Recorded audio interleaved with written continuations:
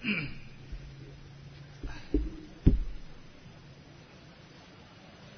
الله الرحمن الرحيم إن الحمد لله نحمده ونستعينه ونستغفره ونعوذ بالله من شرور أنفسنا ومن سيئات أعمالنا من يهده الله فلا مضل له ومن يضلل فلا هادي له وأشهد أن لا إله إلا الله وحده لا شريك له وأشهد أن محمدا عبده ورسوله يا أيها الذين آمنوا اتقوا الله حق تقاته ولا تموتن إلا وأنتم مسلمون يا أيها الناس اتقوا ربكم الذي خلقكم من نفس واحدة وخلق منها زوجها وبث منهما رجالا كثيرا ونساء واتقوا الله الذي تساءلون به والأرحام إن الله كان عليكم رقيبا يا أيها الذين آمنوا اتقوا الله وقولوا قولا سديدا يصلح لكم أعمالكم ويغفر لكم ذنوبكم ومن يطع الله ورسوله فقد فاز فوزا عظيما أما بعد فإن أصدق الحديث كتاب الله وخير الهدي هدي محمد صلى الله عليه وعلى آله وسلم وشر الأمور محدثاتها فإن كل محدثة بدعة وكل بدعة ضلالة وكل ضلالة في النار أيها الناس Qanabidina azzakumullah. Disebutkan dalam sebuah hadis yang diriwayatkan oleh al-Imam Ibn al-Mubarak fi az-Zuhd, juga al-Imam al-Lalikai wa Tabrani,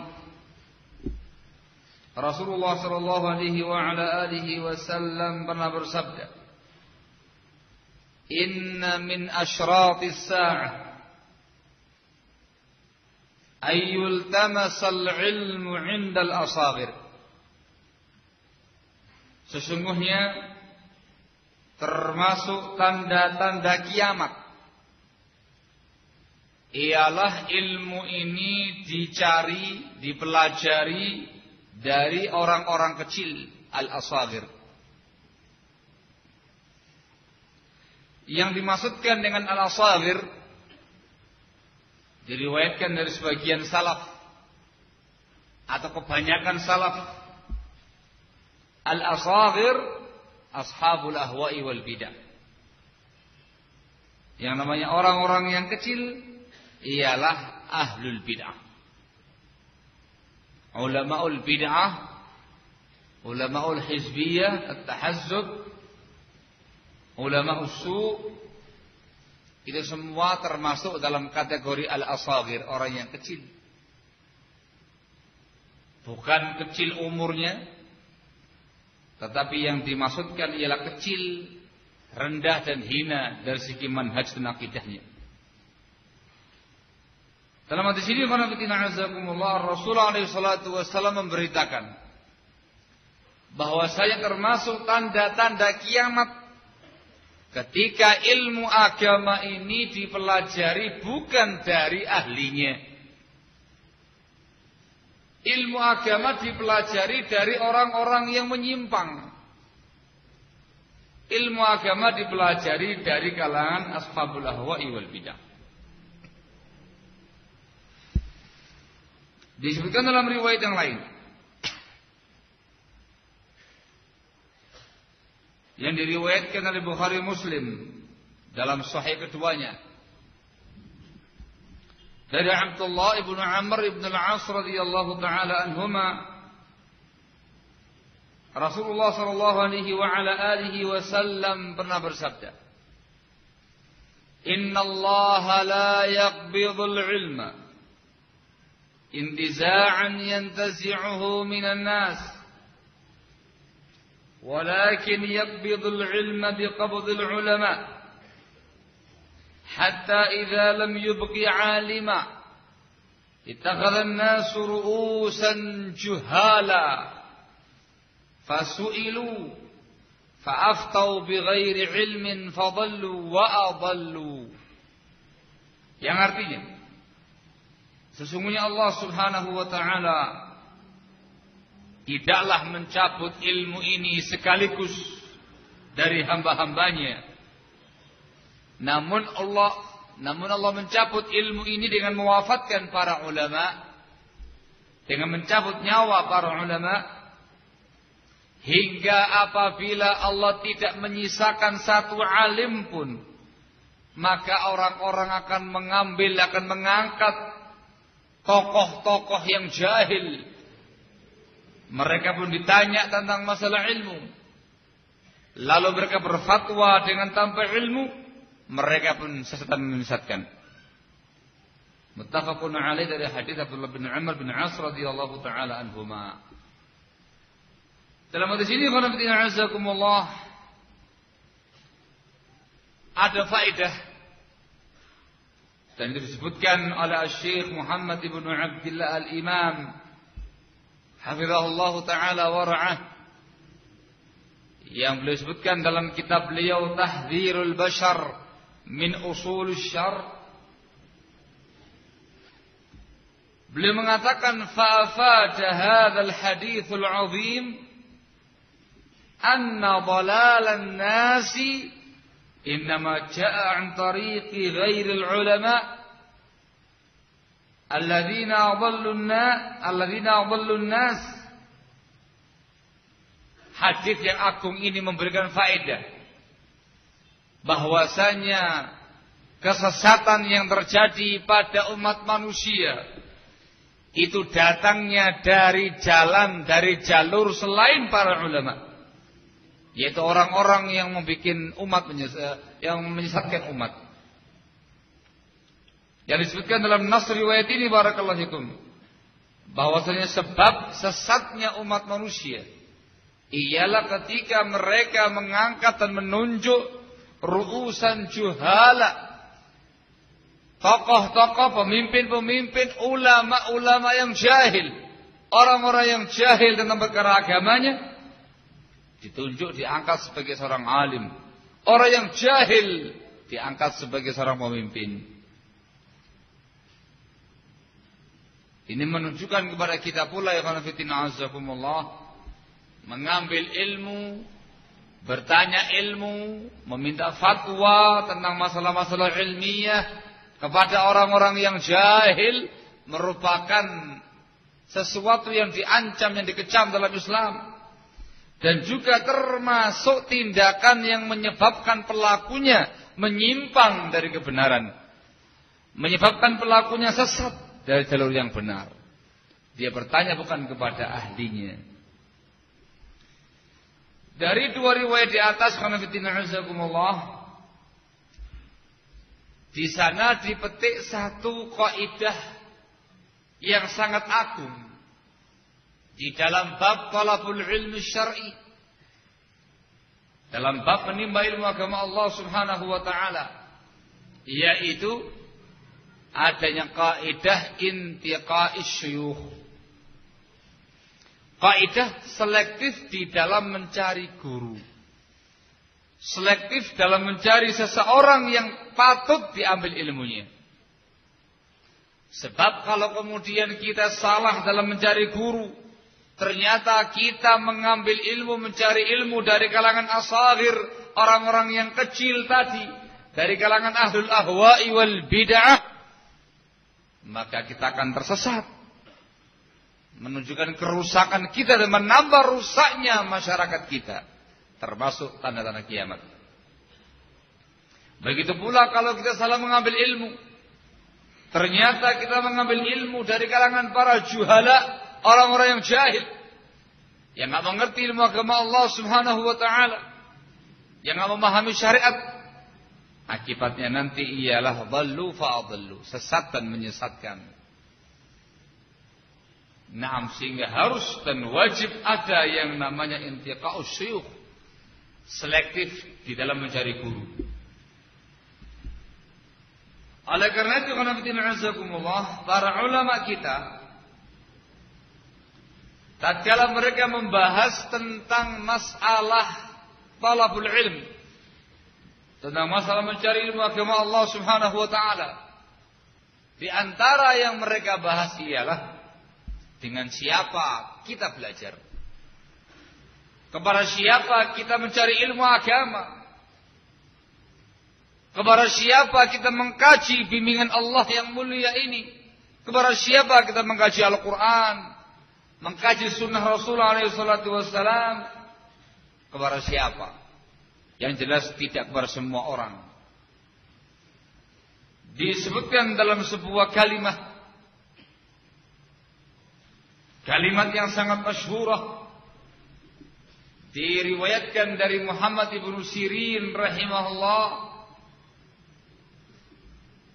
kalimat zahabiyah masyhurah, kalimat emas yang sangat masyhur, yang sangat terkenal. Kaidah min qawaidi talabil ilm, satu kaidah penting dari kaidah menimba ilmu agama Allah. Al-Imam Muhammad bin Sirin rahimahullah menyatakan, inna hadzal ilma dinun fanzuru amman ta'khuduna dinakum. Sesungguhnya ilmu ini adalah agama. Agama ya Pak. Fanzuru amman ta'khuduna dinakum. Maka lihatlah dari siapa kalian mengambil agama kalian. Ini merupakan kaidah. Di sini kita diperintahkan untuk kemudian menyeleksi, mengetahui terlebih dahulu siapa orang yang kita ambil ilmunya, siapa guru kita nanti. Harus sesuai dengan ketentuan-ketentuan, persyaratan-persyaratan yang disebutkan oleh para ulama kita. Qanatina azakumullah, diriwayatkan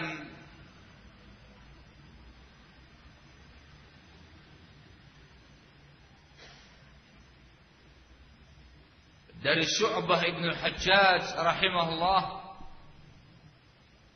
diriwayatkan dari Syu'bah ibn al-Hajjaj rahimahullah,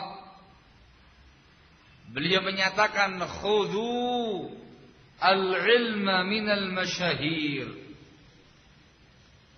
ambillah ilmu ini minal masyhurin, dari kalangan orang-orang yang masyhur, yang dikenal.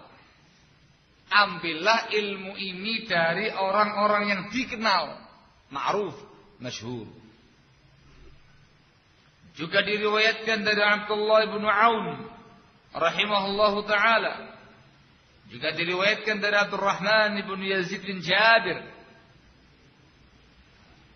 Mereka mengatakan, la yu'khadhul ilmu illa mimman syuhida lahu bitalab.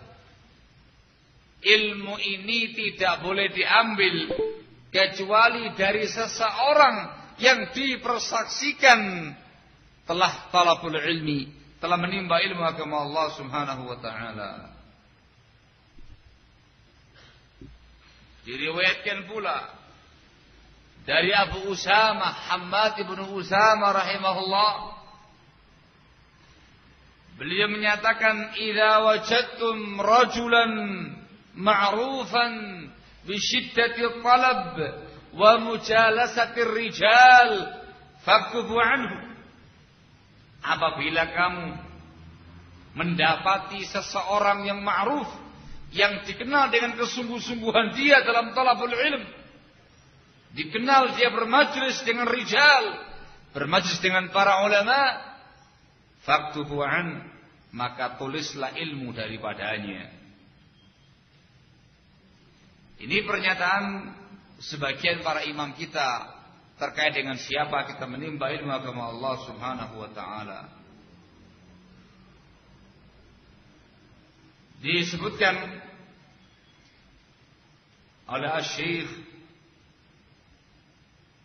Shalih Al-Fauzan hafizahullah taala, dinukil dari kitab Al-Ajwibah Al-Mufidah.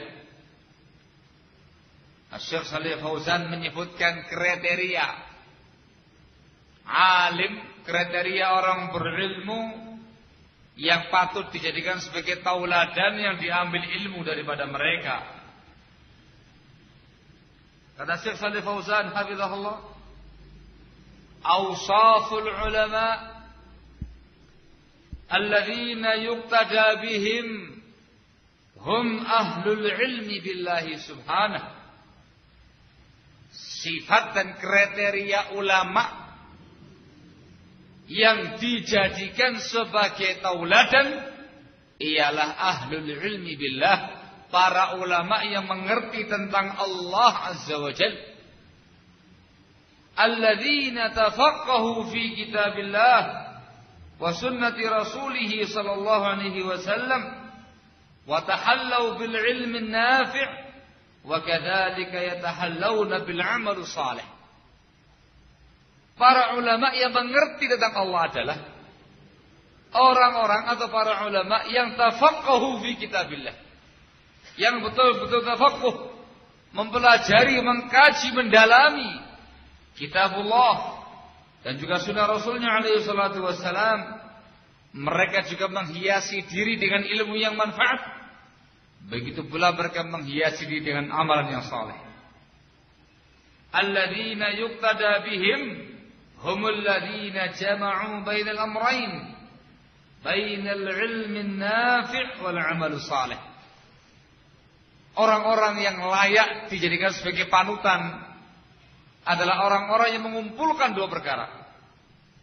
Mengumpulkan ilmu yang bermanfaat sekaligus mengumpulkan amal yang saleh. Ilmu yang nafi', amal yang saleh.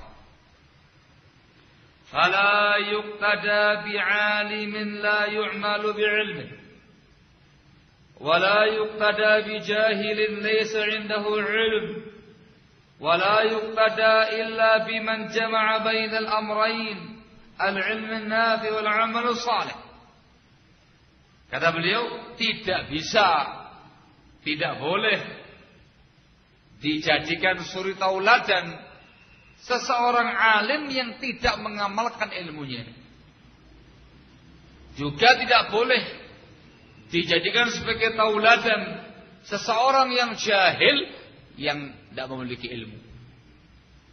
Yang hanya boleh dijadikan sebagai panutan ialah seseorang yang mengumpulkan dua perkara sekaligus, ilmu yang bermanfaat dan amal yang saleh. Ini semuanya adalah keterangan para ulama qadiman wa haditha. Juga diriwayatkan ya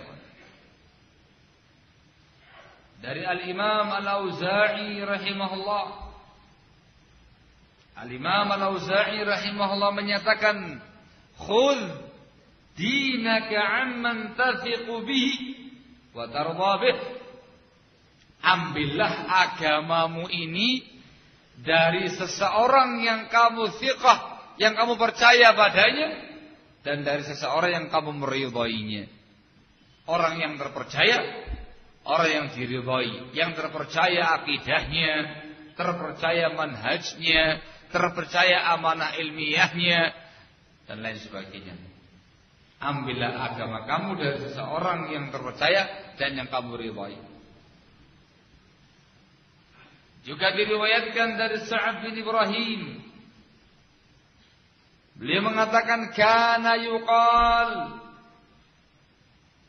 khudhu al-haditha min at-thiqat. Ambillah, dulu dikatakan, ambillah ilmu ini, ambillah hadis ini dari orang-orang yang terpercaya. Yang terpercaya. Ini keterangan yang berikutnya dari para ulama kita. Bukan sembarang orang kita mengambil ilmu daripadanya, tetapi harus dari orang-orang yang terpercaya. Disebutkan oleh Syekh Ibnu Utsaimin rahimahullah Beliau juga menjelaskan, kata Syekh Ibnu Utsaimin rahimahullah, at-tilmidhu muhtajun ila al-ustad min an-nahiyati al-ilmiyah wan nahiyati al-amaliyah. Seorang murid, seorang tilmid memerlukan ustad, membutuhkan seseorang ustad dari sisi ilmunya dan dari sisi amalnya. Memerlukan seorang ustaz dari sisi ilmiahnya dan amaliyahnya. Lihada kana lizaman alaihi ay yahrisa ghayat al-hirs ala intiqa'il asatidhah alladhina 'urifu bil 'ilm wa 'urifu bil amanati wad din wa 'urifu bil manhaj as-salim wat tawajjuh as-sahih hatta yatalaqa min 'ilmihim awwala thumma min manhajihim thaniya. Kata Syekh Ibnu Utsaimin rahimahullah, seorang murid itu memerlukan ustaz dari sisi ilmiahnya dan amaliyahnya. Oleh karena itu, kata beliau, wajib harus bagi sang murid tadi bersungguh-sungguh mengerahkan segala upaya yang dia miliki untuk selektif dalam mencari ustaz. Yaitu orang-orang yang dikenal keilmuannya, dikenal amanah dan agamanya, dikenal dengan manhaj yang salim, manhaj yang benar, dikenal dengan tawajuh yang sahih, cara pandang yang benar, hingga dia menimba ilmu mereka, kemudian menimba manhaj mereka, mempelajari ilmunya para asatidzah sekaligus mempelajari manhajnya para asatidzah. Dikenal dengan ilmu, amanah, agama, manhaj yang benar, cara pandang yang sahih. Tambah lagi orang yang terpercaya, yang diridhai, yang masyhur orangnya, yang dikenal sangat bersungguh-sungguh dengan talabul ilmi syar'i pada masa mudanya. Ini semua adalah penjelasan para ulama kita ya khonafidina azakumullah yang menjelaskan siapa orang yang layak, sifat-sifat dan kriteria orang-orang yang layak diambil ilmunya. Dari sekilas apa yang telah diuraikan di atas bisa kita tarik kesimpulan, dan itu disebutkan oleh Syekh Ahmad bin Umar bin Salim Bazmul dalam kitab beliau Syarah Qaul Ibn Sirin, Inna hadzal ilma din. Beliau menyimpulkan kriteria sifat-sifat orang yang bisa diambil ilmunya. Beliau mengatakan wasifatul alim man tawaffarat fihi al-umur taliyah. Sifatnya seorang alim, kriteria seorang alim yang diambil ilmunya ialah seseorang yang terpenuhi ketentuan berikut. Yang pertama, ittiba'u ma jaa'a fil kitab was sunnah. Dia memiliki prinsip ittiba', mengikuti apa yang terdapat dalam Al-Quran dan yang terdapat dalam sunnatul Rasul alaihi salatu wassalam. Ini yang pertama. Dai tadi, ustaz tadi, alim tadi, guru tadi. Seorang guru yang betul-betul ittiba', mengikuti bimbingan Quran dan bimbingan sunnahnya Rasulullah alaihi salatu wassalam. Ini yang pertama. Sehingga kalau ada yang hanya mengandalkan akal fikiran saja, tidak masuk kriteria, jangan sama dia. Kalau hanya mengandalkan perasaannya saja, dzauq atau yang semisalnya, jangan belajar sama dia. Dikarenakan tidak terpenuhi ketentuannya. Yang terpenuhi seseorang ustadz, seorang pengajar, seorang guru yang betul-betul mengikuti isi kandungan Al-Quran dan isi kandungan sunnah Rasulullah alaihi salatu wassalam. Sebab yang dipelajari adalah agama. Yang kedua, at-taqayyud wal inzibat fi fahmil kitab was sunnah ala fahmis salafis salih. Di dalam memahami Al-Quran dan Sunnah, guru tadi senantiasa terikat dan terkait dengan pemahaman salafus saleh dari kalangan para sahabat, para tabi'in dan para atba'ut tabi'in dan ulama setelah mereka. Quran, Sunnah difahami dengan pemahaman salaf dari kalangan sahabat, tabi'in, atba'ut tabi'in. Ringkas cerita dari dua poin ini, ketentuan seseorang yang layak diambil ilmunya, dia seorang salafi sahihul manhaj, seorang salafi yang sahih manhajnya, kembali kepada Al-Quran dan Sunnah dengan pemahaman salaful ummah dalam semua aspek kehidupannya, akidahnya, ibadahnya, akhlaknya, muamalahnya, dakwahnya, kesehariannya. Betul-betul dia senantiasa kembali kepada Quran dan Sunnah dengan pemahaman salaful ummah. Salafi. Maka kalau ternyata dia bukan seorang salafi, afwan, tidak masuk di dalam kategori dan kriteria. Minggir. Tidak layak diambil ilmunya. Ternyata seorang orang yang menyimpang dari siratal mustaqim, menyimpang dari manhaj salaf, barakallahu fikum, maka ditolak. Afwan, tidak bisa mengambil ilmu dari Anda dikarenakan tidak terpenuhi di ketentuan yang dibawakan tadi. Ditambahkan lagi yang ketiga, luzumuhu lit-ta'ah wa bu'duhu 'anil fisqi wal ma'asi wal dzunub.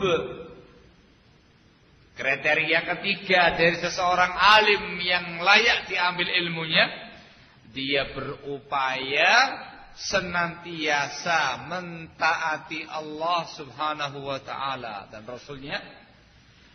Dia berupaya untuk senantiasa mentaati Allah dan Rasulnya alaihi salatu wassalam. Dan dia jauh dari beragam kefasikan, jauh dari beragam kemaksiatan, jauh dari beragam dosa. Orangnya saleh, bukan orang yang fasik. Itu ringkasnya. Salihun fi ibadatihi, wa salihun fi muamalatihi, wa salihun fi akhlaqihi wa adabih. Orang yang soleh ibadahnya, yang soleh muamalahnya, yang soleh akhlak dan adabnya, senantiasa mentaati Allah dan juga Rasul alaihi salatu wassalam. Dan dia bukan orang yang fajir, bukan orang yang fasik, bukan orang yang bergelimang di dalam dosa-dosa dan kemungkaran. Barakallahu fikum. Ini yang berikutnya. Jadi kalau ternyata ustadznya kok fasik, melaksanakan tindakan dosa besar, tindakan-tindakan kemungkaran, dan dikenal dengan itu, ma'ruf dengan kefasikannya, mohon maaf, tidak masuk dalam kriteria menimba ilmu agama daripadanya. Inna hadzal ilma din, fanzuru amman ta'khuduna dinan. Ternyata ustadznya itu jago togel, senengnya main gaplek dengan judi, ma'ruf. Afwan, tidak bisa kita menimba ilmu agama dari orang semacam ini. Ternyata ustadznya itu murabi, suka memakan harta riba. Maaf, tidak bisa dipakai. Anda terlalu lekat dengan beragam kemungkaran dan kemaksiatan. Ternyata ustadznya sedang main perempuan. Taduk tak apa-apa. Bahasa main perempuan itu kan tidak sah ya. Nah kok punya pasangan-pasangan gelap begitu, suka yang gelap-gelap seperti itu. Maaf, lengser Prabon, nggak layak diambil ilmunya. Demikian seterusnya. Ketika dia ma'ruf, masyhur dengan kefasikannya, dengan kemaksiatannya, dengan dosa-dosanya, tidak diambil ilmunya. Barakallahu fiik. Naam. Termasuk di dalamnya ialah seseorang yang sayyi'ul akhlak,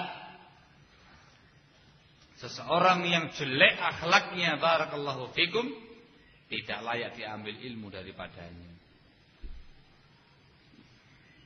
Seperti yang terangkan tadi sama Syekh Ibnu Utsaimin, murid itu tidak semata-mata membutuhkan ilmunya, tetapi juga membutuhkan amaliyahnya. Belajar kepada guru itu menyerap dan menimba ilmu yang dia sampaikan, sekaligus menyerap dan menimba amalan yang dia kerjakan. Sehingga kriteria tadi harus disebutkan. Bukan semata-mata dia punya ilmu agama, ngerti Quran, ngerti sunnah, ngerti dan segala macamnya, tapi harus orang yang saleh, harus orang yang jauh dari beragam kefasikan dan yang lain-lainnya. Bukan berarti ustadz itu harus maksum. Tidak mungkin, pasti salah. Maka tadi saya membahasakannya, seseorang yang masyhur, yang dikenal dengan kemungkarannya, dikenal dengan kemaksiatannya, dikenal dengan kefasikannya, jangan diambil.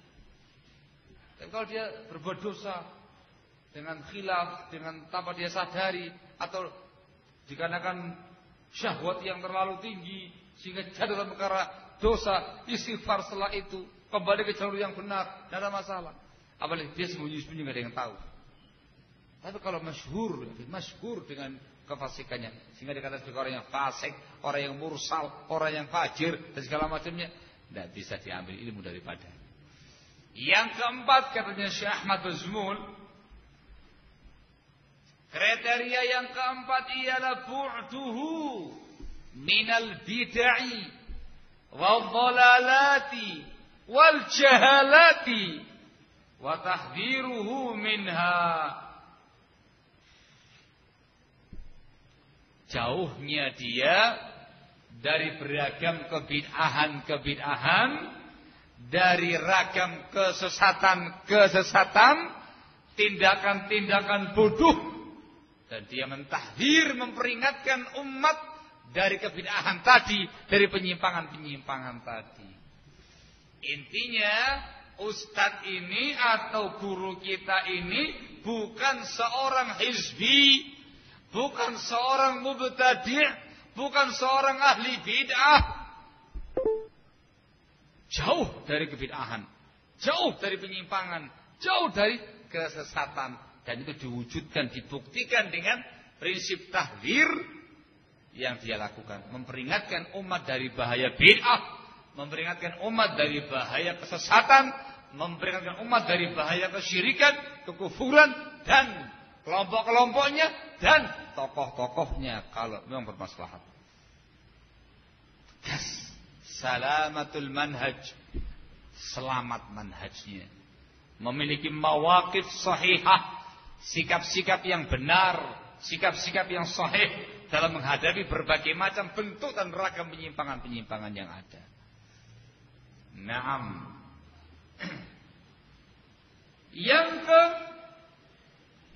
Yang kelima dari kriteria seorang alim yang layak diambil ilmunya, al-khusyu' wal khudu' li amrillahi ta'ala. Orangnya khusyuk, orangnya tunduk, patuh terhadap perintah Allah Subhanahu wa taala. Ada muhim. Ini yang dikatakan sebagai waqafun inda kitabillah. Orang yang senantiasa berhenti pada kitabullah. Waqafun indal haq, senantiasa berhenti pada kebenaran. Ada muhim. Sehingga cari itu kebenaran, yang dia pelajari itu kebenaran, yang dia dakwahkan itu kebenaran, yang dia pegang itu kebenaran, semuanya al-haq. Dan ketika ada orang yang menegur dia, maka dia punya prinsip al-haq.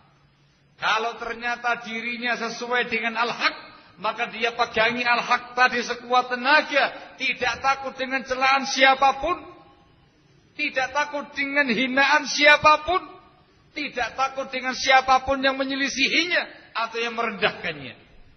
Dikarenakan dia tahu dia di atas al-haq.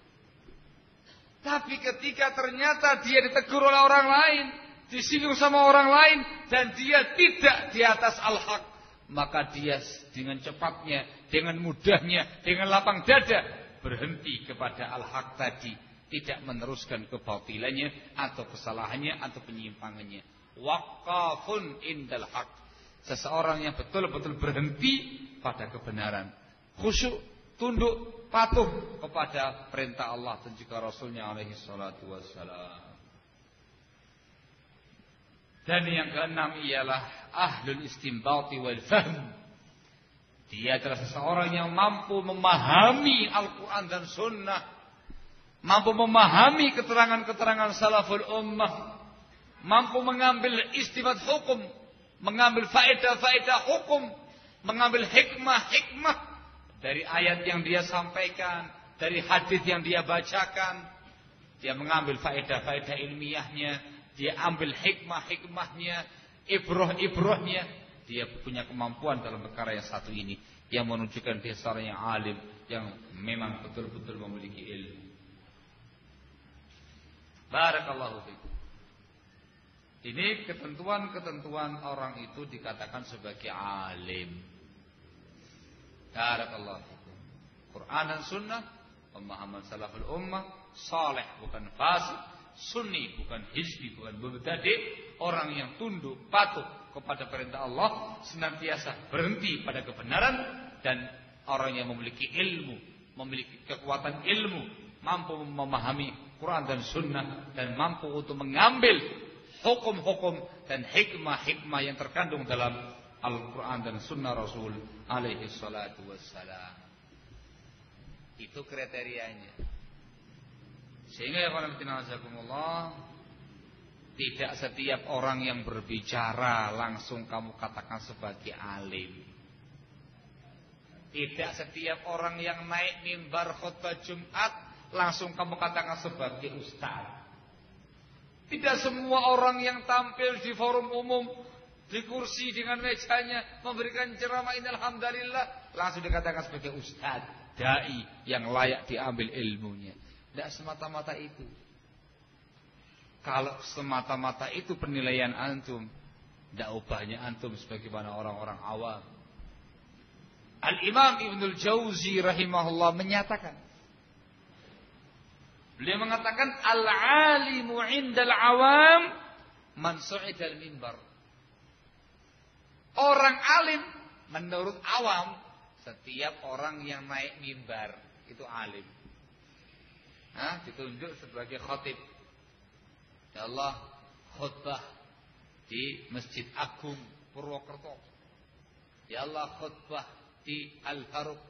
Ya Allah, khutbah di Al-Al. Nama-nama masjid yang lainnya. Masya Allah, ambil dia khutbah. Alhamdulillah, khutbah Jumat bas sekali. Itu kalau orang awam. Memang ustaz itu. Apalagi ketika ceramahnya Masya Allah menggugah gitu ya. Luar biasa begitu. Disalami, cium-cium, Masya Allah. Ustaz, ustaz. Besoknya sudah dijuluki ustaz. Itu penilaiannya orang awam. Kalau penilaiannya ahlu sunnati wal jamaah, penilaiannya salafun salih, penilaiannya tullabul ilm, para pencari ilmu agama Allah yang sesungguhnya, tidak semata-mata tampil, tidak semata-mata khutbah, tidak semata-mata ceramah, tetapi dicek semua tadi. Bagaimana akidahnya dilihat, bagaimana manhajnya diperiksa, diteliti, bagaimana orangnya soleh ataukah dia orang yang toleh yang malah fasik, bagaimana keadaan dirinya sunni ataukah hizbi, giat mengamalkan sunnah ataukah justru sebagai corong-corong bid'ah. Bagaimana ketawadhuan dia? Bagaimana kekhusyuan dia? Bagaimana akhlaknya dia? Bagaimana dia? Tanya terus. Dan bagaimana kedalaman ilmu dia dalam memahami Quran dan Sunnah dengan pemahaman salaful ummah. Ya, kalau ustadz yang ngecek sih gampang. Lah yang kita ini yang bukan ustadz yang ilmunya masih cekak ini, kira-kira caranya bagaimana untuk mengetahui orang alim yang layak diambil ilmunya? Nah begitu. Gitu ya. Nah, ya bayangannya kami penampilannya ya sunnah. Ya pakai jubah, ya pakai kolan suah. Tidak pernah hitam putih terus. Tidak pernah menggunakan pakaian-pakaian yang melanggar syariat. Masya Allah penampilannya sunnah. Yang dibacakan juga Al-Quran. Yang dibacakan juga hadisnya Rasul. Kadang juga mengutip fatwanya Syekh Fulan dan Syekh Alan.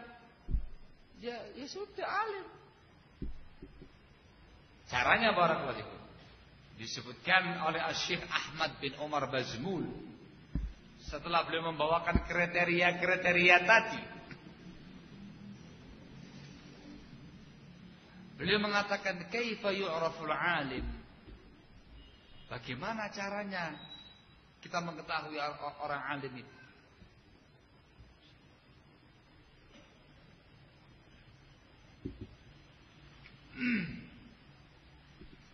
Beliau mengatakan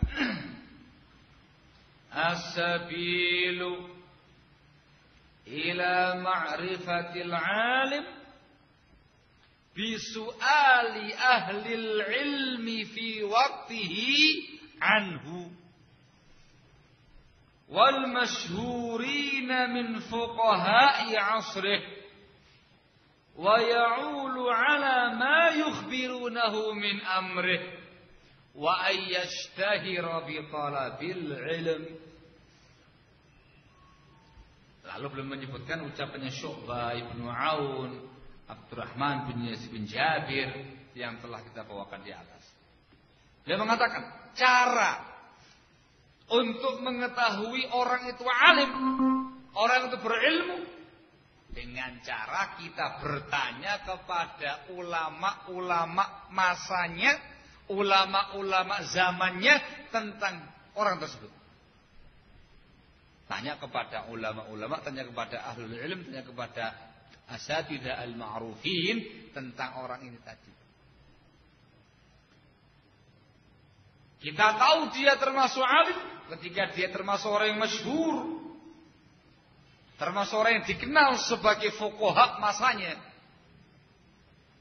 Kemudian kita kembali kepada berita para ulama tentang orang tadi.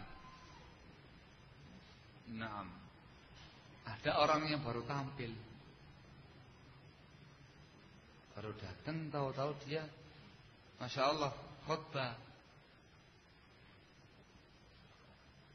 Dari ceramahnya enak, suaranya empuk, yang dibacakan ayat, hadis, masya Allah, bayarnya bagus.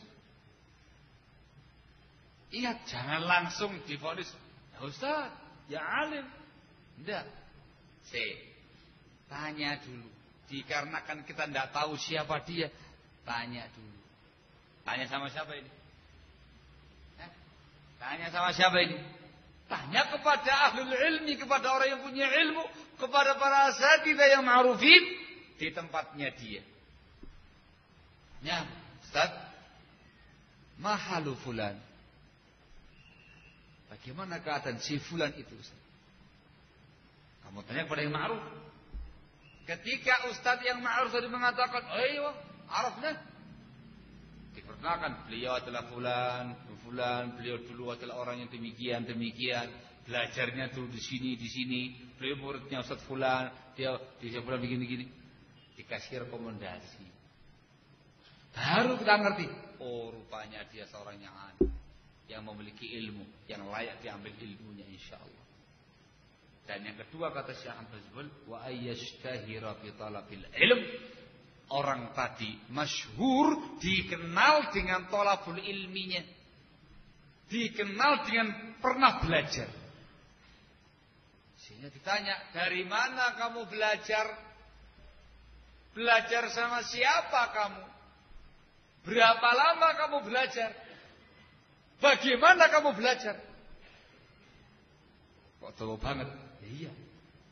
Jadi dikatakan tadi, la yu'khadhu hadzal ilm illa mimman syuhida lahu bi talab. Tidak diambil ilmu ini kecuali dari seseorang yang telah dipersaksikan talabul ilm. Ucapannya Abdullah bin Aun rahimahullah. Tanya. Kenalan namanya siapa ini? Namanya bulan. Dulu pernah mondok di mana? Oh, saya enggak pernah mondok. Mungkin pernah taklim sama siapa? Iya, ya sesekali taklim. Siapa? Sama Ustadz Fulan. Ma'ruf. Siapa lagi? Sama Ustadz Fulan. Ya, ma'ruf. Masya Allah. Rutin taklim sama beliaunya? Ya enggak sih, ya paling sepekan sekali, paling 2 pekan sekali. Tapi kok bisa lancar begitu ya ketika khutbah ya tadi ya? Tadi khutbahnya kok Masya Allah gitu ya? Ya alhamdulillah sering baca-baca buku. Ya wawasan lah. Ini kira-kira diambil ilmunya apa enggak ini? Loh kok dia baca? Dia belum ada. Kata Abdullah bin Aun rahimahullah, la yu'khadhu hadzal ilm illa amman syuhida lahu fi talab. Ilmu ini tidak boleh diambil kecuali dari seseorang yang telah dipersaksikan sudah talabul ilm. Oh ya sudah. Maaf. Ya sudah. Jangan kemudian diundang lagi untuk memberikan kajian rutin usul salasa wala kitab tauhid begitu. Saya belum waktunya tampil. Dia harus belajar dulu. Dia belum pernah belajar sama fulan, Ustaz fulan, wala alan, wala siapa. Ini orang adalah kutu buku. Namanya sahabat. Gak bisa. Ya, dia nyampaikan yang al-haq, bagus, terima.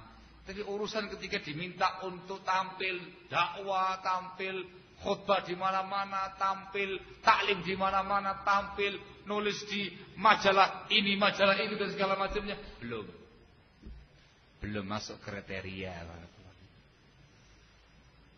Jadi ketika sudah ada rekom dari asatidzah yang ma'rufin, Masya Allah, fulan, oh iya, fulan itu dulu muridnya Ustaz fulan, dia di sana 4 tahun, 5 tahun belajar ke luar negeri, Masya Allah, sana sekian tahun.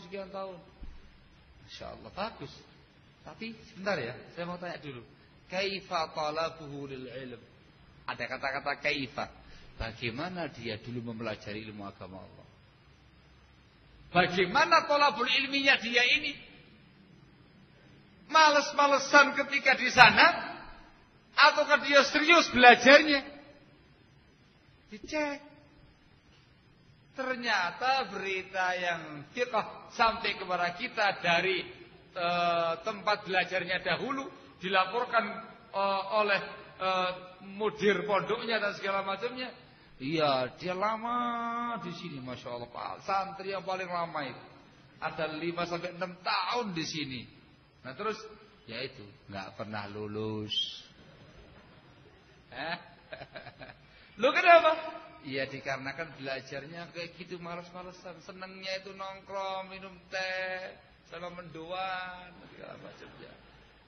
Lah taklimnya bagaimana? Kalau pas taklim ngantuk-ngantuk gitu, gak ada semangatnya. Tapi kalau olahraga nomor 1. Yo pantes gak lulus-lulus. Masa 6 tahun lamanya mondok di tempatnya Ustadz Fulan, itu bukan jaminan. Dikarenakan thalabul ilminya tidak dikenal sungguh-sungguh. Jadi pahami? Tentang kaifa thalabul ilmi. 10 tahun di luar negeri. Masya Allah, luar biasa 10 tahun itu. Di mana? Di Timur Tengah sana. Masya Allah. Belajar di sana. Enggak sih, ya jadi TKI saja.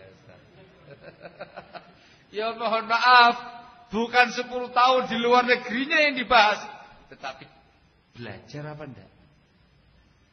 TKI hatta 30 tahun, ya diurusi pekerjaan terus. Ya mohon maaf, ya gak alim-alim.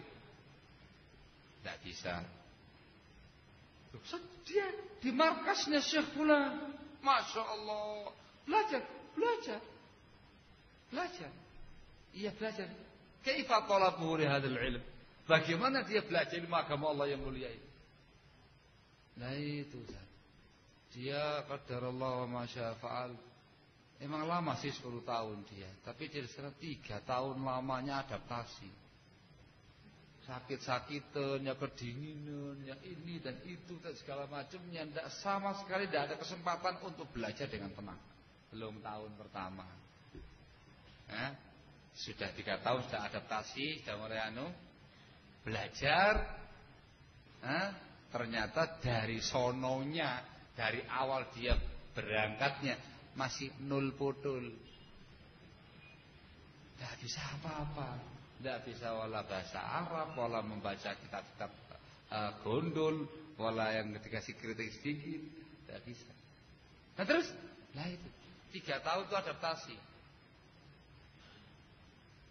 2 tahun lamanya dia baru bisa berusaha untuk bisa memahami apa yang disampaikan sama Syekh. Baru ngerti-ngerti bahasa Arab. Jadi selama 5 tahun ngapain? Ya kalau Syekhnya lagi berapi-api, tegang dia berapi-api. Ketika Syekhnya tertawa, ikut tertawa semuanya. Paham enggak? Enggak paham. 5 tahun. Masya Allah itu sudah. 5 tahun. Iya, baru dia bisa mengerti bahasa Arab. Terus bagaimana setelahnya? Lah itu dia belajar setahun. Tapi ya itu Ustaz, lompat sana, lompat sini, mencelok sana, mencelok sini, belajar Tuhfatus Saniyah, baru dapat bab al-khabar, babul mubtada wal khabar, Malaysia dan putus. Ganti yang lainnya lagi belajar usulul thalatha, baru sampai al-aslul awal, ma'rifatullah, betul. Main lagi sebelah sana lagi belajar mustalah hadis Baiquniyah, baru sampai pada pembahasan dhaif sudah pusing. Ganti lagi. Ya mohon maaf. Belajar lagi yang lainnya. Belajar apa? Usul fikih. Masya Allah usul fikih. Semangat usul fikih Ustaz. Begitu sampai pada pembahasan yang lainnya, malas lagi. Terus bikin. Berapa lama kayak gitu? 3 tahun Ustaz. 3 tahun hanya semata-mata mencicipi ilmu. Pencelok sana, pencelok sini dan segala macamnya. Terus setelah itu 2 tahun yang terakhir sudah bosan dengan talabul ilm, syughul. Tahu syughul? Daripada belajar tidak pernah beres kayak gitu, akhirnya kerja. 2 tahun sisanya disibukkan dengan yang namanya pekerjaan untuk mencari duit. Setelah itu genap 10 tahun pulang. Masya Allah. Apakah dia ambil ilmunya orang semacam ini? Mohon maaf, jangan ragu-ragu. Maaf, Anda bukan orang yang dimaksud. 10 tahun Ustaz. Lah 10 tahun yang kayak gitu, ya tidak ada hasil apa-apa. Belum ada yang namanya syiddatul talab, kesungguh-sungguhan dia dalam talabul ilm. Belum ada perjuangan dia dalam talabul ilm, kesungguh-sungguhan dalam memahami ilmu yang ada, penyerapannya, pemahamannya dan segala macamnya. Belum. Walaupun 10 tahun namanya, afwan. Sehingga betul-betul harus terpenuhi kriteria tadi. Barakallahu fi. Ini fanafitina azakumullah, seseorang yang layak diambil ilmunya dari kalangan para ulama atau dari kalangan para tulabul ilm, al-asatidzah al-ma'rufin. Barakallahu fikum. Naam ya. Disebutkan tadi oleh Muhammad ibn Sirin rahimahullah, inna hadzal ilma dinun fanzuru 'amman ta'khuduna dinakum. Sesungguhnya ilmu ini adalah agama. Maka lihatlah dari siapa kamu mengambil ilmu agama. Ambil dari orang-orang yang demikian ketentuannya. Dan harus selektif dalam menimba ilmu agama Allah dalam mencari guru ya.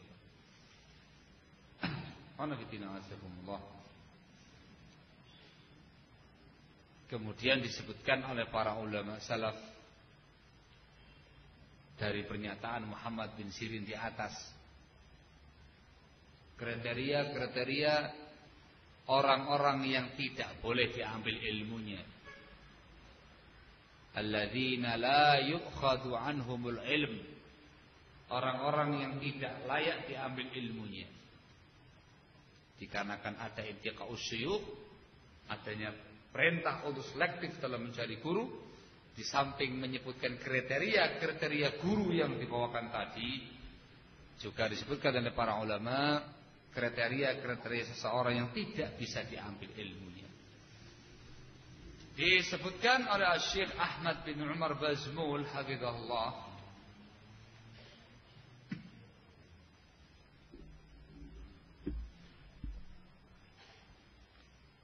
dalam bukunya tadi Syarah Qaul Ibn Sirin Inna Hadzal Ilma Din, beliau mengatakan, menyimpulkan, wa yumkin an narji'a asbab man la yu'khadhu anhu al-ilm ila sababain ra'isain. Dan mungkin kita mengembalikan sabab-sabab orang yang tidak diambil ilmunya itu dikembalikan pada dua sebab yang pokok.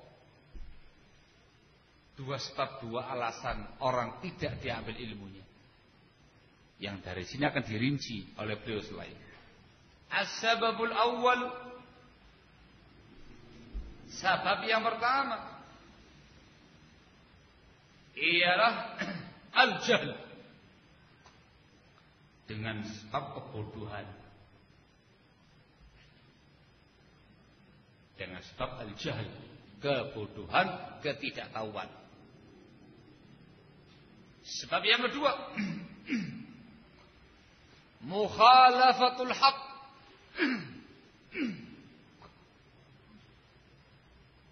sebab yang kedua dikarenakan orang tadi menyelisihi kebenaran. Sebab yang kedua ini dibagi dua lagi.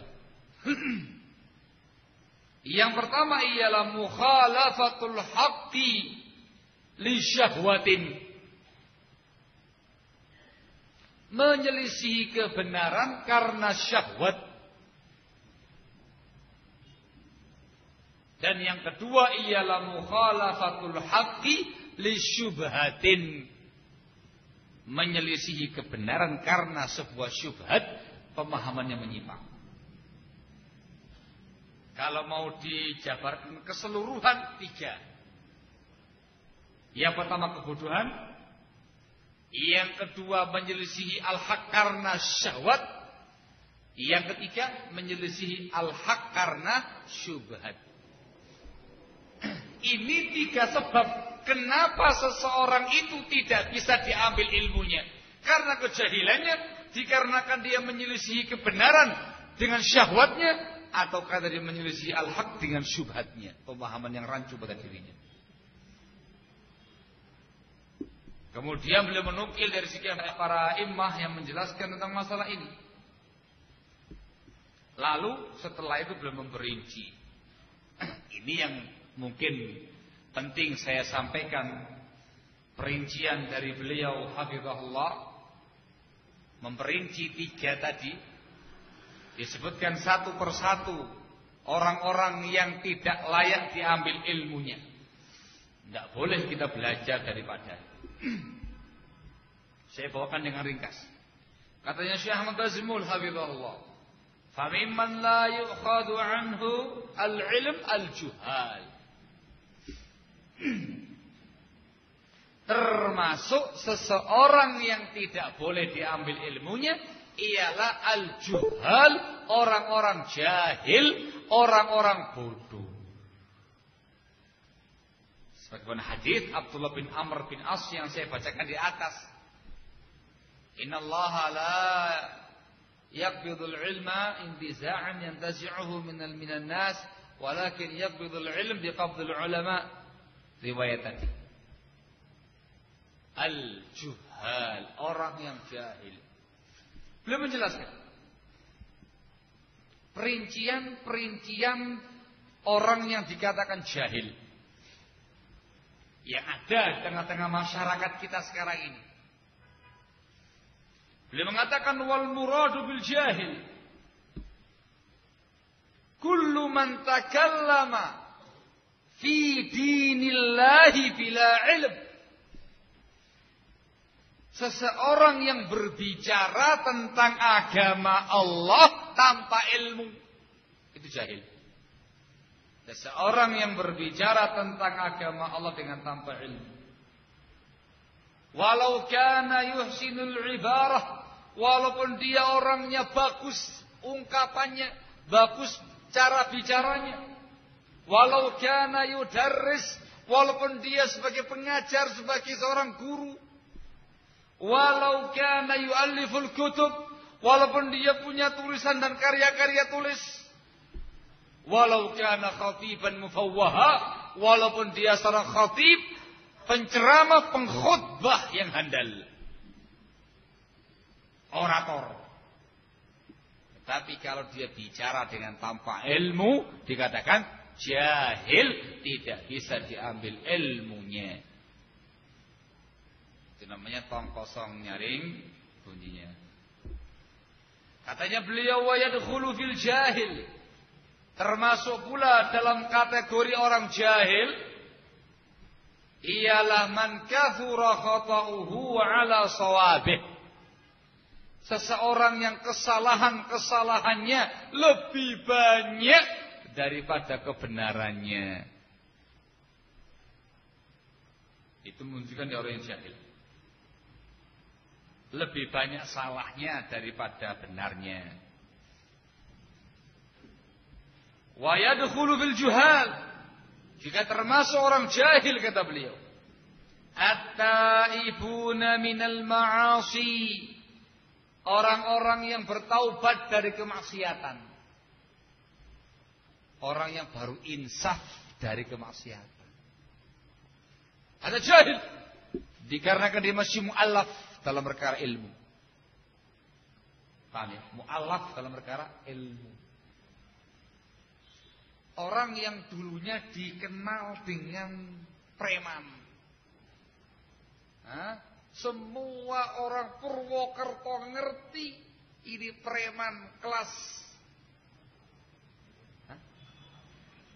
akap. Kelas gurabe. Iya, terlalu tinggi ini. Ya, apalagi yang tinggi gitu ya. Taruh sudah. Dikenal dengan premannya, dengan kemursalannya, dengan maksiatnya, beragam dosa, taruh. Ngerti semua sak Purwokerto.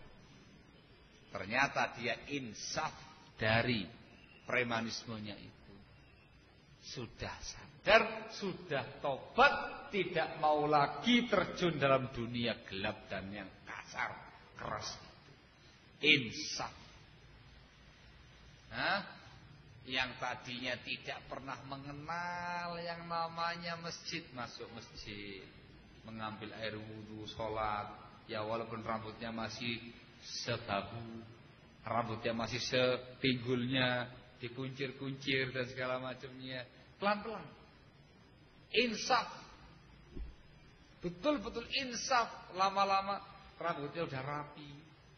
Masya Allah, udah bagus. Insaf. Orang kaget. Fulan insaf. Iya, insaf. Ini lagi kebetulan apa? Enggak mas, saya udah tobat.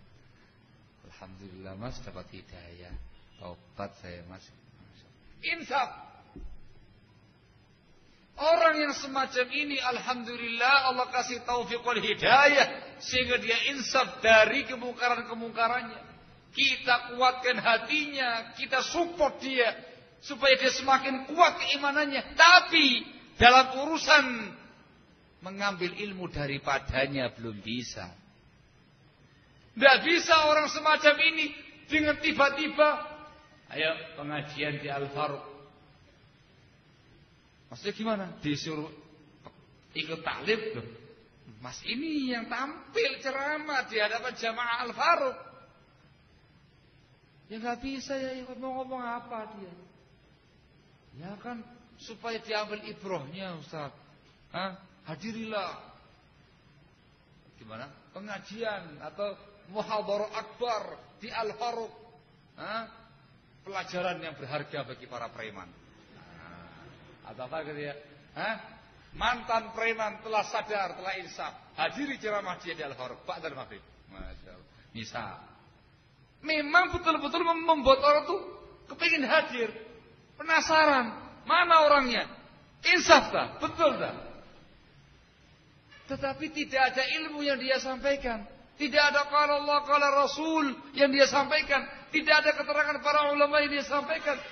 Dikarenakan dia masih mu'alaf dalam perkara ilmu. Bukan dalam perkara agama ya. Mu'alaf dalam perkara ilmu. Gak mungkin kamu suruh dia ceramah. Mau ngomong apa? Ya kan menceritakan tentang masa lalunya. Terus dia bisa menyebutkan dengan detail. Dulu dia gini, salah dalilnya ini, salah dalilnya ini. Bisa? Allahul musta'an. Tidak bisa ya. Termasuk jahil. Tidak bisa diambil ilmu. Apalagi seseorang yang taibun minal kufur, yang baru tobat dari kekafirannya. Yang ini betul-betul mu'alaf, baru insaf dari kekufurannya. Yang tadinya itu non muslim, sekarang taubat jadi orang Islam. Yang ini betul-betul mu'alaf tenanan ya. Ya mu'alaf agamanya, ya mu'alaf ilmunya. Tidak bisa kamu ajak dia ceramah ke sana kemari. Tidak boleh kamu ambil ilmu agama daripadanya. Dia orang yang jahil dalam ilmu agama. Harus belajar terlebih dahulu. Karena bitina'azakumullah, kesalahan kaum muslimin ketika mendapati hal-hal yang semacam ini, wah luar biasa, digandeng ke sana kemari. Mantan pendeta telah bertobat, hadirilah. Lebih ramai lagi, mantan biarawati bertobat, hadirilah. Wah, iya, yang namanya lapangan besar, full dengan yang namanya manusia. Kepingin tahu kayak apa biarawatinya, nggak kepingin tahu bagaimana insafnya. Ya apa ya? Nyata. Apalagi ternyata biarawatinya itu, masya Allah, Allahul musta'an. Ini membahayakan ya. Ada jahil, belum bisa menyampaikan ilmu, suruh belajar dulu agama Allah yang baik dan benar. Termasuk jahil, katanya beliau, ialah ulama'ut tibb wal julujiyah وغيرها من العلوم الكونية الذين لم يتفقهوا في دين الله ثم يتصدرون لبيان معاني القرآن والسنة. Termasuk jahil ialah pakar-pakar medis kesehatan. Afwan, enggak nyium dokter. Pakar-pakar medis, pakar-pakar geologi dan ilmu-ilmu dunia yang lainnya yang belum pernah belajar agama dengan benar. Ini persyaratannya. Yang tidak belajar agama dengan benar, belum memahami agama Allah dengan benar, kemudian mereka tampil menjelaskan tafsir ayat, makna hadis. Tidak bisa. Tidak bisa diambil ilmu agama daripada profesor, sudah profesor, guru besar urusan medis, tapi dia gak pernah belajar ilmu agama Allah. Ya gak mungkin kamu suruh dia ceramah, menyampaikan ilmu agama kepada umat. Tidak bisa. Ada mu'alaf dalam perkara ilmu, jahil dalam perkara ilmu agama Allah subhanahu wa ta'ala. Tidak diambil ilmu daripadanya. Nek belajar ilmu medis memang dia ahlinya. Nek belajar ilmu dunia yang lain memang dia ahlinya. Tetapi kalau urusan ilmu agama dia bukan bidangnya, tidak boleh mengambil ilmu daripadanya. Sehingga jangan terpaku pada gelar Prof, DR, apalagi dan yang lain-lainnya. Nah, barakallah, tidak bisa. Dikatakan dia bukan ahli dalam bidang agama. Tetapi kalau kemudian dia Masya Allah secara ilmu dunianya mumpuni, dia juga belajar ilmu agama Allah dengan baik dan benar, sungguh-sungguh mempelajari Al-Quran dan Sunnah dengan pemahaman salaful ummah, bahasa Arabnya Masya Allah, pemahamannya bagus, taklim dengan ma'ruf dengan talabul ilm, Masya Allah, punya ilmu. Dia menggabungkan ilmu dunia dan ilmu akhirat, luar biasa ya. Maka dia bisa memberikan ilmunya kepada umat dikarenakan dia mumpuni dalam perkara ilmu agama sekaligus dia punya keahlian dalam urusan dunia. Barakallah. Naam, termasuk yang tidak boleh diambil ilmunya. Jadi mesti pertama ya, jahil ya. Termasuk yang tidak boleh diambil ilmunya ialah al-majhul. Seseorang yang tidak dikenal siapa dia, majhul. Katanya Syekh Ahmad Bazmul, al-majhul huwa kullu man tasaddara liifadatin nas wa la yu'rafu haluh min jihatil ilm. Yang namanya majhul, yang enggak dikenal, setiap orang yang tampil menyampaikan faedah ilmu kepada orang lain tetapi tidak pernah dikenal sisi ilmiahnya. Tampil entah dia jadi khatib, entah jadi penceramah, entah menjadi dai keliling, atau jadi dai panggilan, atau yang lain-lainnya. Tapi tidak pernah dikenal sisi keilmuannya. Tidak dikenal dengan talabul ilminya. Tidak dikenal dengan bagaimana dia talabul ilm. Tidak dikenal dari mana dia belajarnya. Yang semacam itu namanya majhul. Orang yang tidak dikenal. Ini perkara yang kedua. Seseorang yang tidak diambil ilmunya, barakallahu fikum. Seperti sebagaimana ucapannya para ulama yang telah lewat, khudhu al-ilma minal masyhurin. Ambillah ilmu itu dari orang-orang yang masyhur.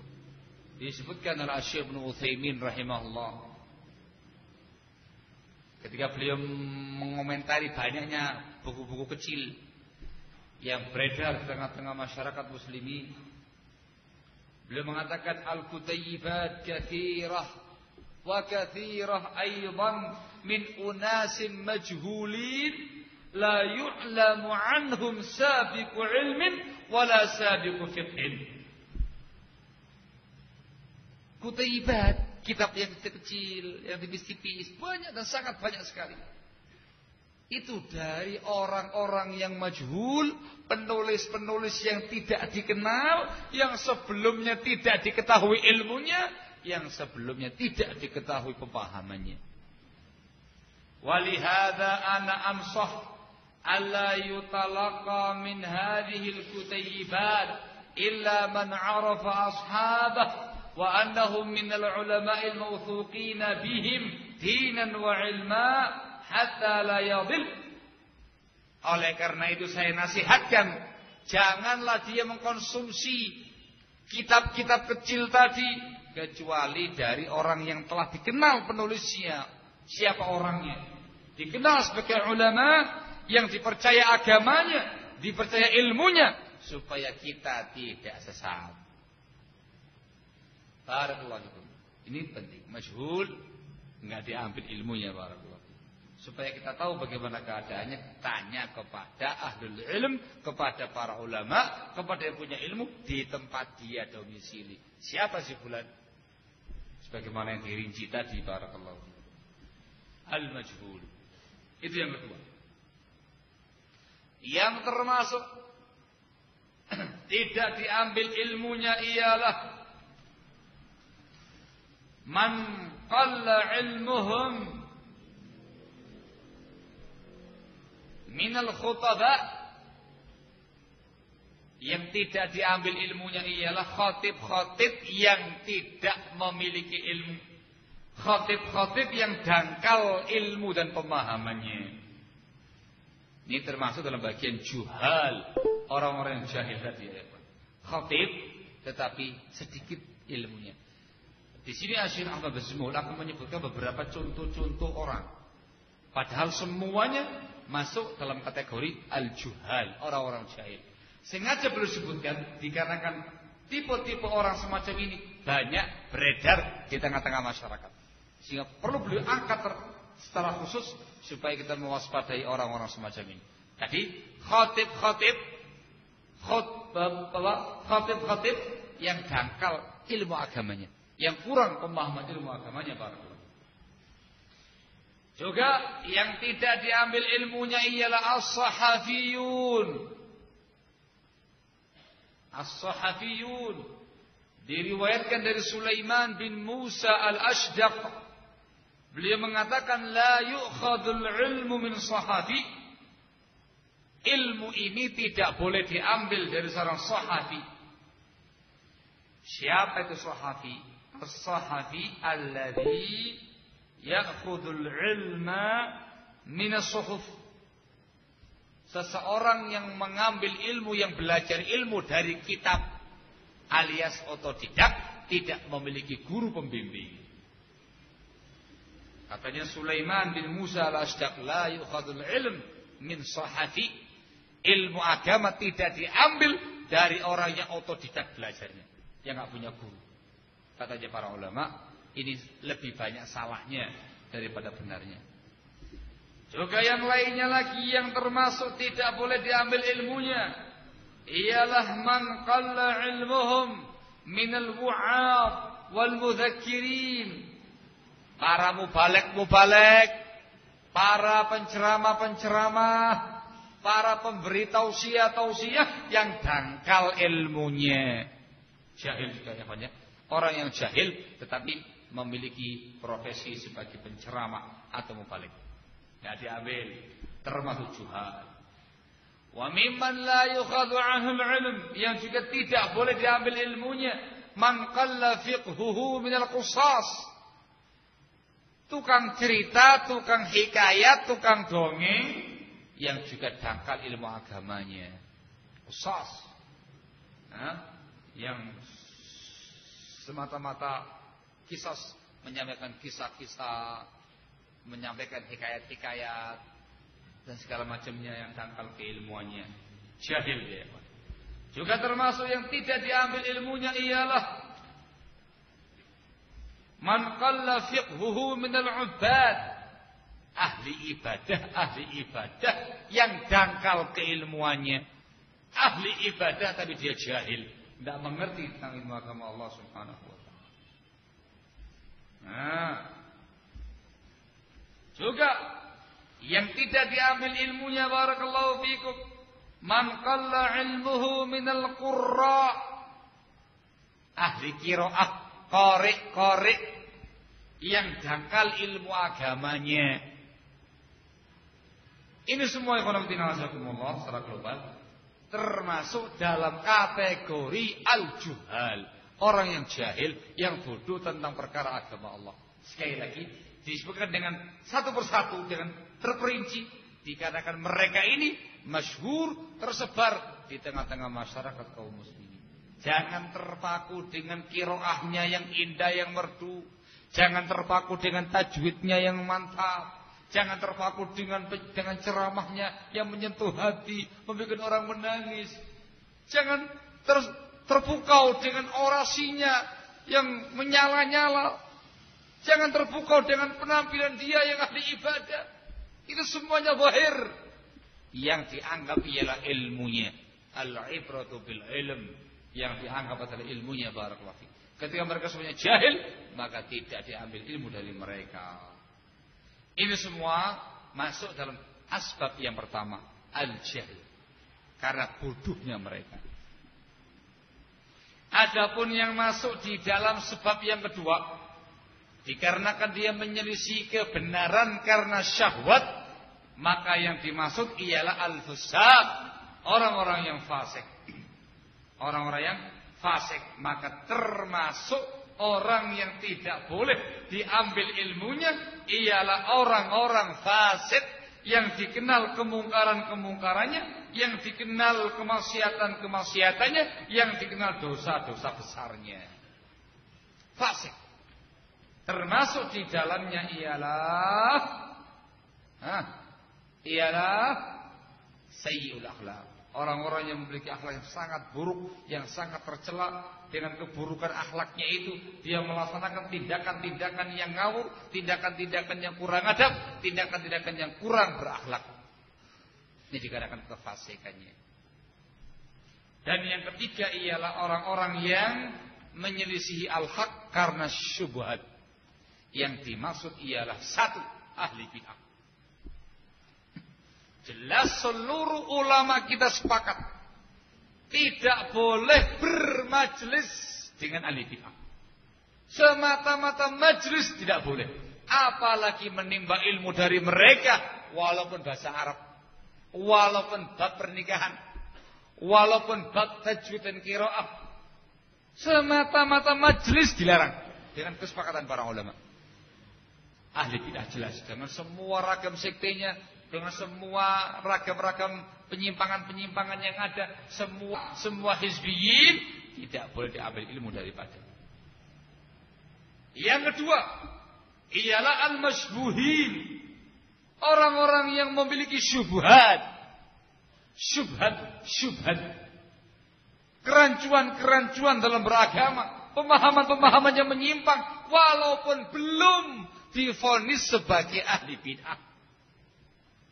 Walaupun belum divonis sebagai ahli bid'ah, ya masih ahli sunnah, ya masih salafi. Tak ada yang menyatakan dia sebagai seorang mubtadi', belum ada yang mengatakan dia sebagai hizbi, tapi dikenal ma'ruf dengan syubhatnya, dengan penyimpangan-penyimpangannya dan segala macamnya. Yang semacam ini tidak boleh diambil ilmu daripadanya, dikarenakan mukhalafatuhu lil haqqi bi syubhah. Dia menyelisihi kebenaran karena syubhatnya. Barakallahu fikum. Naam. Dan yang disebutkan oleh beliau termasuk orang yang tidak diambil ilmunya karena syubhat ialah para pemikir-pemikir, para politikus-politikus, al-mufakkirun as-siyasiyun. Ini semua tidak boleh diambil ilmunya. Barakallahu. Nah, ini secara global siapa kriteria orang yang diambil ilmunya, siapa pula yang tidak diambil ilmunya. Dari sini fanafidina azakumullah bisa kita ambil kesimpulan yang sangat penting. Ternyata yang tidak boleh diambil ilmunya itu tidak semata-mata ahli bid'ah, tidak semata-mata hizbi. Seseorang yang masih dikatakan sebagai salafi, masih dikatakan sebagai ahlus sunnah, pun juga tidak diambil ilmunya kalau ternyata dia masih jahil, ternyata dia orang yang fasik, ternyata dia orang yang mursal, ternyata dia orang yang memiliki akhlak yang jelek, ternyata. Walaupun bukan seorang hizbi, bukan seorang mubtadi' umbal, dilarang dikarenakan dia tidak memenuhi kriteria yang ada. Dari sini diambil pula kesimpulan ikhwanafitina azakumullah. Ketika ada seseorang dai melarang umat atau melarang ahlu sunnah, kalian jangan belajar kepada Ustadz Fulan, misal, jangan kamu pahami, berarti Ustadz Fulan itu sudah mubtadi', sudah hizbi, ditahdzir. Buktinya mana? Lah itu dilarang belajar daripadanya. Belum tentu. Ditanya dulu, loh kenapa kok tidak boleh taklim sama Ustadz Fulan? Apakah dia hizbi? Oh enggak, dia enggak hizbi. Loh, bukan hizbi kok enggak boleh mengambil ilmu daripadanya. Lah iya, tidak boleh mengambil ilmu daripadanya dikarenakan dia ini orangnya bejat akhlaknya, bobrok kelakuannya, jelek buruk akhlaknya. Afwan. Jangan sama dia. Sayyul khuluq. Hizbi? Enggak, dia enggak hizbi. Barakallah. Loh, kenapa? Dia orang yang masih belum belajar ilmu agama. Dari siapa dia taklim? Dari siapa dia belajar ilmu agama? Dari siapa? Belum ma'ruf dengan thalabul ilminya. Jangan sama dia.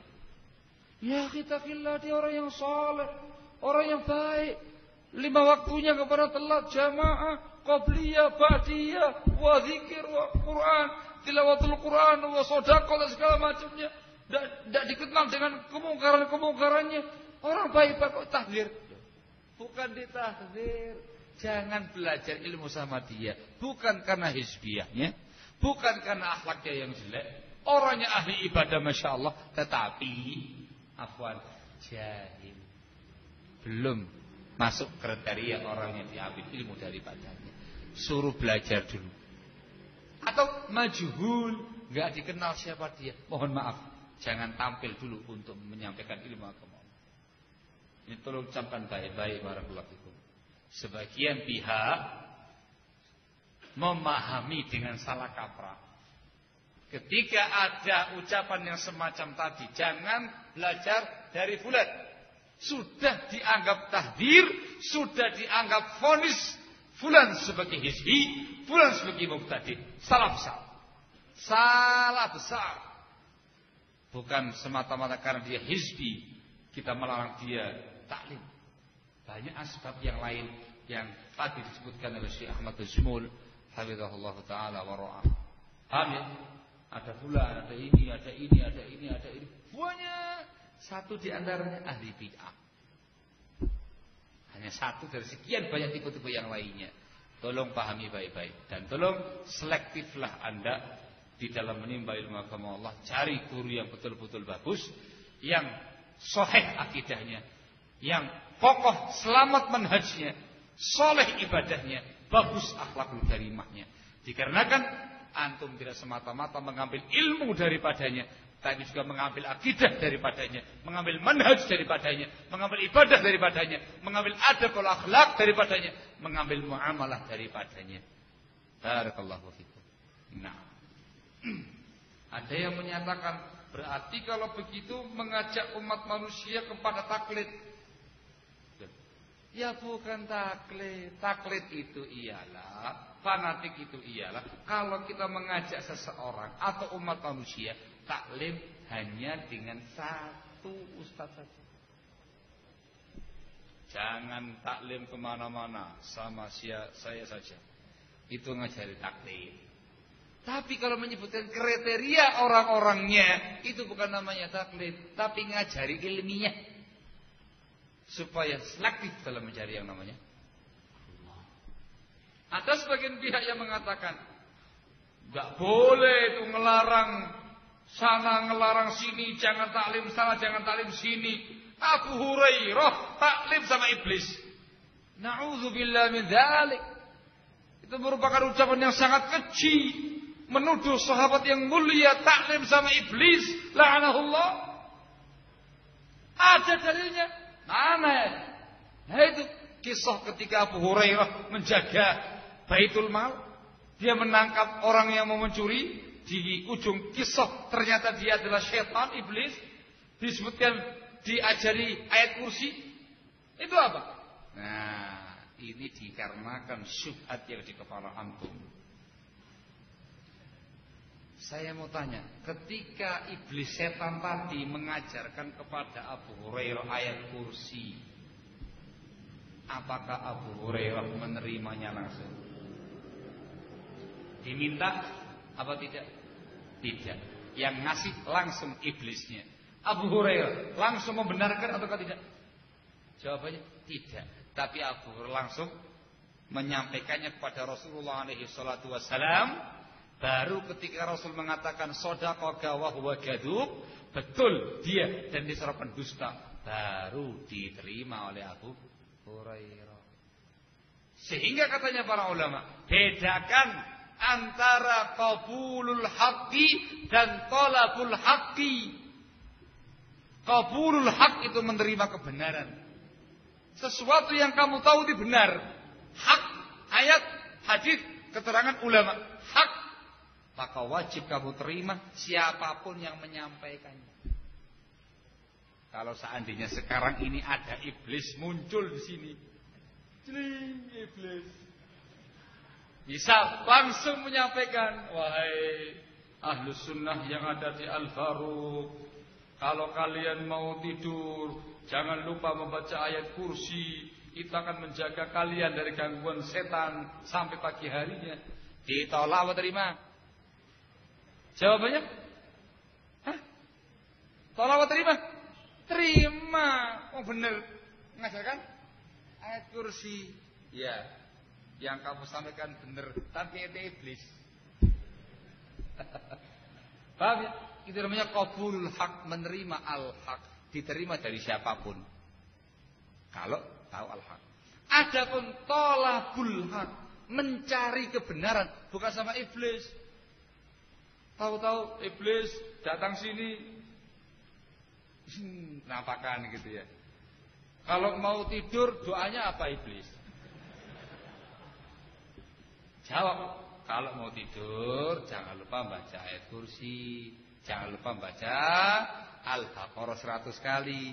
Jangan lupa baca Al-Fatihah 1000 kali. Oh gitu ya, iya. Ciling hilang. Yang ini sesat.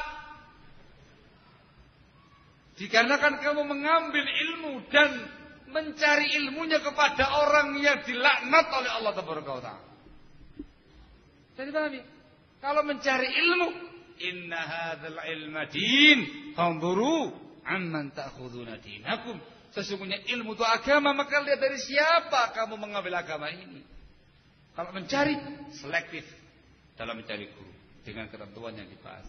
Abu Hurairah tidak mencari ayat kursi dari iblis, tetapi mencari pembenarannya dari Rasulullah SAW. Ketika Rasul mengatakan betul, maka diterima oleh Abu Hurairah walaupun dari iblis. Saya dipahami ya? Maka ketika sebagian biaya mengatakan belajar sama siapa aja tidak ada masalah, selama dia masih muslim, talim sama dia, tidak boleh ngelarang sana ngelarang sini. Tapi gitu ya, berarti kita boleh belajar sama Syiah Rafidhah, kamu masih muslim. Boleh kita talim sama seorang Khawarij, teroris, kamu masih muslim. Boleh kita talim sama Sufi, dia masih muslim. Inna lillahi wa inna ilaihi raji'un. Itu penyesatan umat barakallahu fikum. Ada lagi sebagian pihak yang menyatakan, ditanya kepada siapa kita harus belajar? Apakah boleh taklim kepada selain Ahlus Sunnah?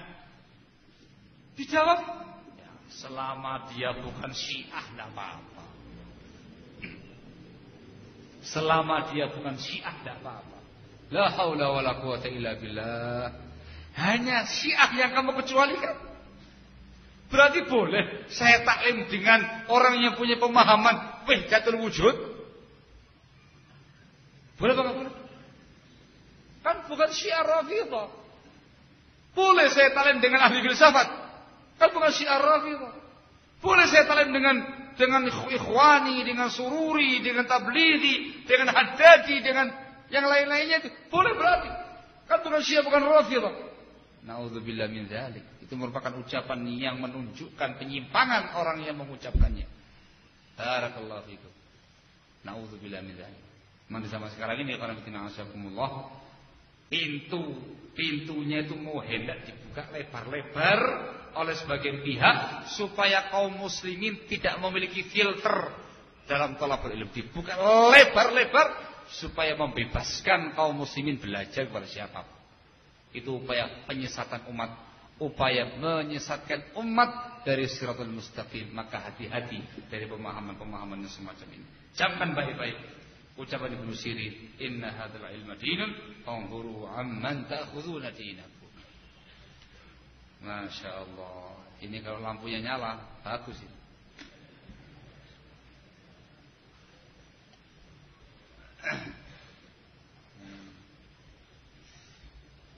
Sudah apa dijawab?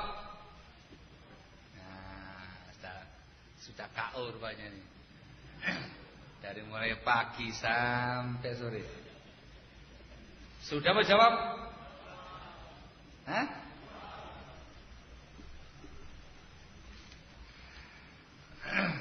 pertanyaannya banyak. Dari tadi saya dengarkan tidak ada yang ditanya. Iya.